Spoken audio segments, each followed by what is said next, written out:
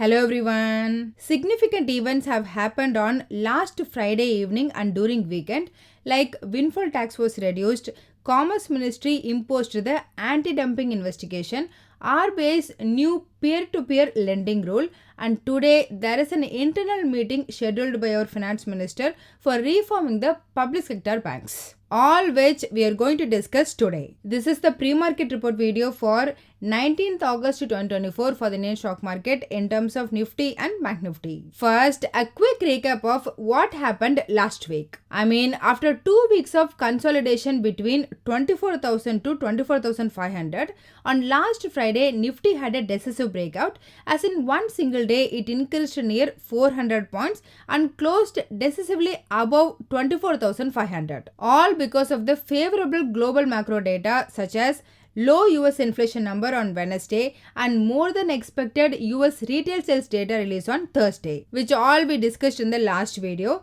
which in turn increased the optimism around good US economy. So Indian IT stocks led the rally. On the other hand, public sector units, especially public sector banks, underperformed, which was down above 2%. Future market open interest wise, DII and proprietary traders didn't change their position. They're holding the same index long short position.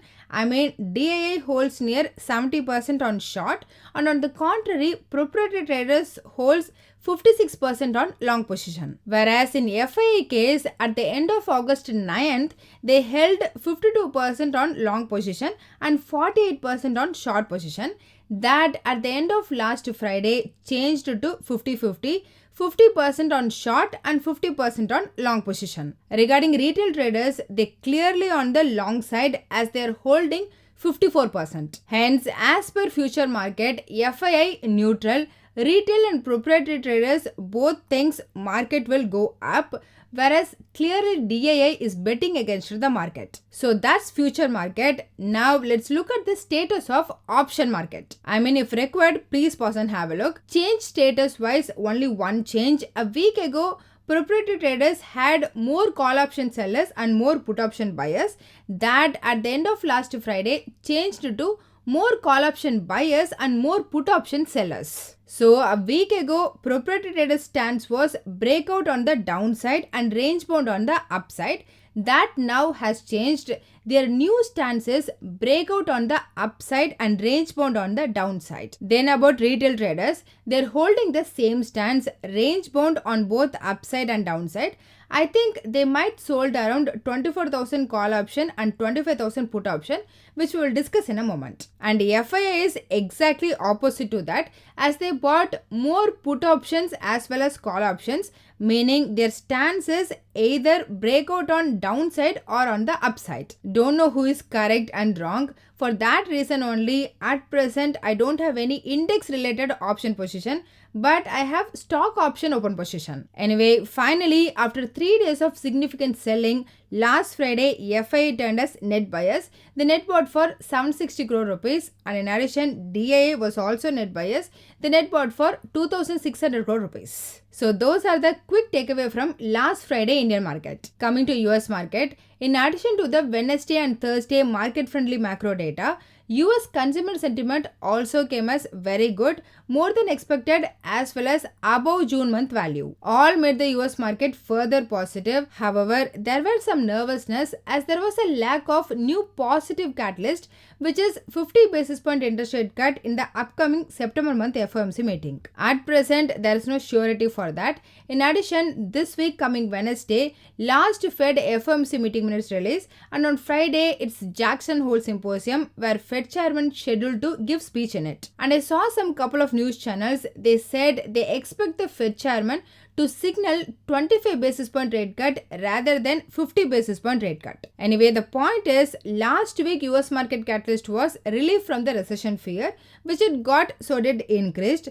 Similarly, this week now the catalyst is surety around 50 basis point interest rate cut, but don't know how US market is going to get it, only time will tell. In the end, Dow Jones, S&P 500 and Nasdaq all increased around 0.2%, whereas VIX decreased near 3% and moved below 15 from above. In line with that, GIFT Nifty also increased marginally to 24,629, and finally it developed some premium At present, it's around 50 to 60 points. So, equating that with our spot market, it's indicating flat to positive opening. However, ADR is telling the opposite story. If required, please pause and have a look. As all the India-related major ADR and GDR mostly closed positive, but if we calculate the equivalent Indian market value, because those stocks run so much in Indian spot market on Friday, for now all those stocks indicating the mild negative arbitrage around 0.5%. Hence, ADR is indicating the flat to negative trade on both banking as well as IT sectors. So those are the things happened on the global market.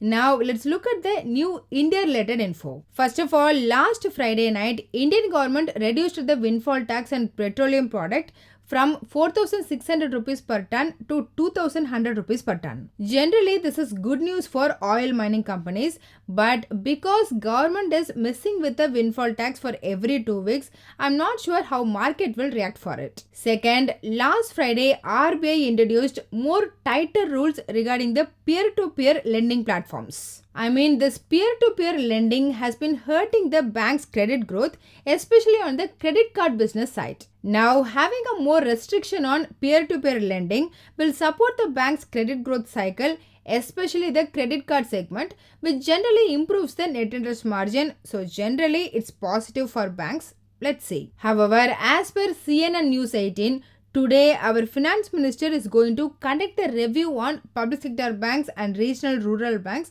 regarding asset quality, deposit growth and credit deposit ratio, etc. I don't know the timing and I'm not sure how much of the information will the investors get from the meeting. So all public sector banks will be on focus today. And finally, Indian Commerce Ministry last Friday started the anti-dumping steel import probe from Vietnam. Generally, this is considered as positive, but at present, the overall metal and mining sector together was in some trouble due to the Supreme Court judgment regarding the mining mineral tax. So as a summary, US market, future open interest, option open interest and GIFT Nifty all indicating a consolidation with some positive bias. However, Indian areas alone indicating the consolidation with negative bias. Anyway, about the things to look out. As far as I think, Fed FOMC member Welles' speech tonight is the only thing we need to look out for today. Coming to technical, as I said earlier, last Friday, Nifty had a breakout after the 2 weeks of consolidation as it closed above 24,500 decisively. Thus, on the daily chart, it formed a bullish candlestick pattern with a lower shadow, and in addition, it negated the recent lower high, lower low formation, which is a positive sign. Furthermore, at present, Nifty climbed above all key moving averages as well as the middle band of the Bollinger Band and stayed above the 10-week exponential moving average for the 14th consecutive week. However, it haven't completely filled the gap down it formed on last August 5th morning opening. Hence, in the near term, Nifty may continue consolidating within the 24,300 to 24,720 range. Only a decisive move above 24,720 could trigger an up move towards 25,100. In case of Bank Nifty, it opened 400 points gap up and defended the previous swing low of 49,650, finally closed at above 50,500. Thus, on the daily chart, Bank Nifty formed a bullish candlestick pattern with a lower shadow and climbed above the 10-day exponential moving average. Additionally, the daily and hourly momentum indicators had a positive crossover. However, on the weekly chart, Bank Nifty is still below the 10-week exponential moving average. Hence, we can say from a short-term perspective, Bank Nifty has the resistance around 51,100 to 51,500 zone with support at 50,000. Regarding the weekly options data, the maximum call option open interest was at 25,000 strike followed by 25,500 and 24,900 with maximum new call option writing at 25,000 strike followed by 25,500 and 24,900. On the put side, the maximum open interest was at 23,500 strike followed by 24,500 and 24,000 with maximum new put option writing at 23,500 strike followed by 24,500 and 24,400. Thus, from options data, 24,900 to 25,000 is the area to watch on the higher side, whereas 24,500 to 24,300 is expected to be the support zone. So that's all in this video. Hope you all got some useful information. Please consider subscribing the channel and liking the video so it will help me beat the YouTube algorithm and also motivate me to do more. Please don't make any investment decision based on this as not a SEBI registered advisor. I am doing this for me and viewers educational purpose only. Thanks for watching.